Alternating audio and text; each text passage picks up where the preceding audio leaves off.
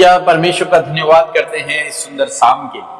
और आज एक विशेष अध्याय पर मैं आपका ध्यान फोकस करना चाहूंगा, जहां पर हम एक विषय को सीखेंगे और वो विषय बहुत इंपॉर्टेंट है आपके लिए और मेरे लिए, हम सब मसीहियों के लिए। और जब हम उसे सीखते हैं, जब उसके बारे में सीखते हैं और उसे अपने जीवन में लागू करते हैं, तो हम आत्मिक रूप से बढ़ते चले जाते हैं। और जब हम आत्मिक रूप से बढ़ते हैं तो ये सब कुछ जो कुछ इस संसार में हमें जरूरत है वो सब अपने आप हमें मिल जाता है। इसी प्रकार से यीशु मसीह ने भी अपने लोगों को सिखाया।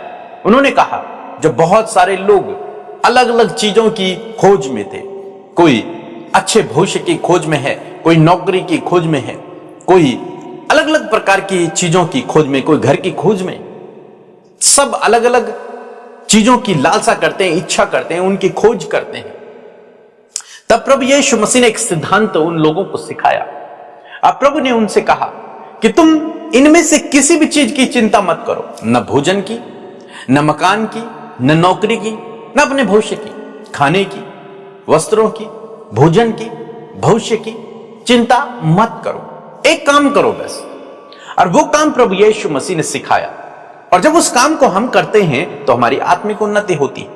और निश्चय मेरा विश्वास है कि जिन चीजों के पीछे आज आप भाग रहे हैं, जिन चीजों को आप अपने जीवन में होते हुए देखना चाहते हैं, मेरा विश्वास है अगर आप इस बात को अपने जीवन में अप्लाई करेंगे तो वो सब चीजें आपको ऑटोमेटिकली मिलनी शुरू हो जाएंगी। क्योंकि प्रभु कह रहे हैं, मैं नहीं कह रहा हूं। तो यहां पर प्रभु यीशु मसीह ने सिखाया उस रहस्य को और लोगों से कहा। मत्ती रचित सुसमाचार उसका 6 अध्याय और 33 पद लिखा है, इसलिए पहले तुम, इसलिए अपने जीवन में सबसे पहले तुम। आज की डेट में क्या है, लोग सबसे पहले क्या कर रहे हैं? सबसे पहले जब बच्चे बड़े होते हैं तो अपने पढ़ाई की रेस में होते हैं, पढ़ाई के लिए, उसके बाद नौकरी के लिए, उसके बाद शादी के लिए, उसके बाद परिवार को संभालना है, उसके बाद अन्य चीजें, घर बनाना है, ये करना है, वो करना है, और फिर लाइफ समाप्त। इसी बीच में वो बहुत चिंतित रहते हैं, परेशान रहते हैं, दुखी रहते हैं, निराश रहते हैं, अनेक प्रकार की बातें उनके जीवन में आती हैं। और यहां पर प्रभु कह रहे हैं, देखो मनुष्य के लिए सबसे पहला काम जो उसे करना है वो ये है। बता रहे हैं क्या काम है? सबसे पहले तुम उसके राज्य और उसकी धार्मिकता की खोज करो, ये प्रभु ने कहा उन चिंतित लोगों से। इससे पहले प्रभु यीशु मसीह चिंता के बारे में एक बड़ा चैप्टर लेते हैं, उन्हें सिखाते हैं और तब कहते हैं किसी बात की चिंता मत करो, तुम्हारा स्वर्गीय पिता जानते हैं तुम्हारी हर एक आवश्यकता को। इसलिए सबसे पहले तुम उसके राज्य और उसकी धार्मिकता की खोज करो। किसके राज्य और किसकी धार्मिकता की? परमेश्वर के राज्य और उसकी धार्मिकता की खोज करो। क्यों? क्योंकि प्रभु यीशु कह रहे हैं कि तुम्हारा स्वर्गीय पिता जानता है तुम्हारी आवश्यकताओं, तुम्हारा स्वर्गीय पिता तुम्हारे हर एक जरूरत को पूरा करेगा। इसलिए सबसे पहले तुम अपने स्वर्गीय पिता की ढूंढ करो, उसके राज्य और उसकी धार्मिकता की ढूंढ करो।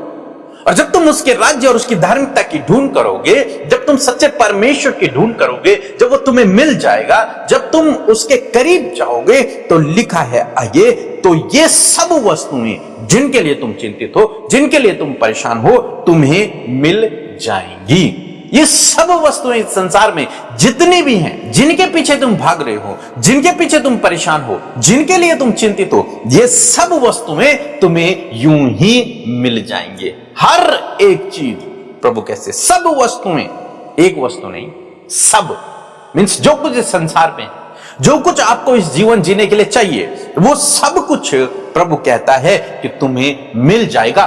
बशर्ते पहले तुम्हें एक काम करना है, तुम्हें वो काम करना है कि परमेश्वर के राज्य और उसकी धार्मिकता की खोज करनी है। इससे पहले कि तुम एक अच्छी नौकरी की खोज करो, इससे पहले कि तुम एक अच्छी लड़की या फिर लड़के की खोज करो शादी के लिए, इससे पहले कि तुम एक घर की खोज करो, उससे पहले तुम्हें चाहिए कि तुम परमेश्वर की खोज करो। और जिस घड़ी तुम उसके राज्य और उसकी धार्मिकता की खोज करोगे, जब वो तुम्हें मिल जाएगा, तो ऑटोमेटिकली ये सब चीजें जिनके लिए तुम इस संसार में चिंतित हो, वो सब तुम्हें मिल जाएंगी। फिर तुम्हें किसी भी विषय के लिए चिंतित होने की आवश्यकता न पड़ेगी, क्योंकि तुम्हारा स्वर्गीय पिता जानता है तुम्हारी आवश्यकताओं को। तो इसलिए तुम्हें पहले अपने स्वर्गीय पिता को ढूंढना है, उसके करीबी में जाना है। और जिस घड़ी तुम उसके करीबी में जाओगे, वो तुम्हें सब कुछ यूं ही दे देगा। हम सुलेमान के जीवन में देखते हैं, सुलेमान ने परमेश्वर से धन दौलत, ऐशो आराम, राज्य पाठ नहीं मांगा। क्योंकि वो जानता था कि यदि मुझे परमेश्वर मिल गया तो मुझे सब कुछ यूं ही मिल जाएगा। मुझे केवल परमेश्वर की ढूंढ करनी। उसके पास एक राज्य था, उसके पिता के द्वारा दिया हुआ प्रजा थी, वो राजा था, लेकिन उसको कैसे संभालना है उसे नहीं पता, क्योंकि वो ज्यादा उम्र का भी नहीं था।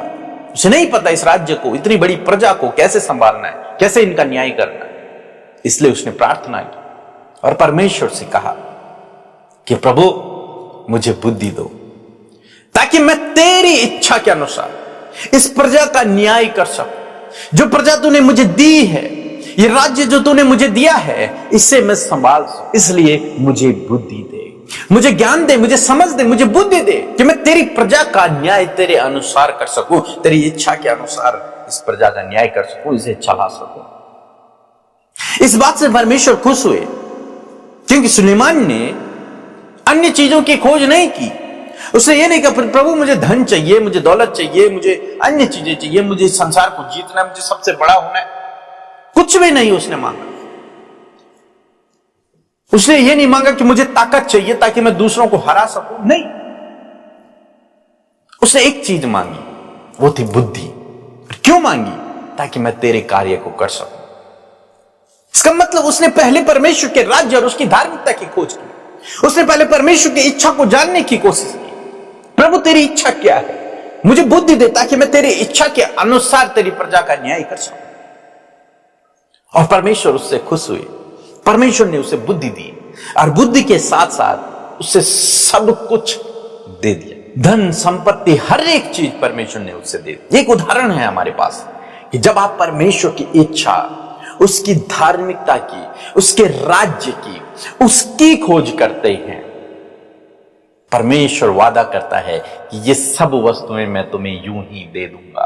तो ये हमारी आत्मिक जीवन की बढ़ोतरी की एक कुंजी है। यदि आप आत्मिक रूप से बढ़ना चाहते हैं तो आपको परमेश्वर की करीबी में जाना है, उसकी इच्छा के अनुसार अपने जीवन को व्यतीत करना है, उसके राज्य और उसकी धार्मिकता की खोज कर। जब आप ऐसा करते हैं तो आपकी आत्मिक उन्नति होती है, और जब आपकी आत्मिक उन्नति होती है, प्रभु कहता है ये सब वस्तुएं मैं तुझे यूं ही दे दूंगा। न केवल आत्मिक उन्नति बल्कि तब आपकी सांसारिक उन्नति भी होती है। सो मैं आशा करता हूं आप समझ गए होंगे। सो प्रभु आपको इस वचन के द्वारा बहुतायत से आशीष दे।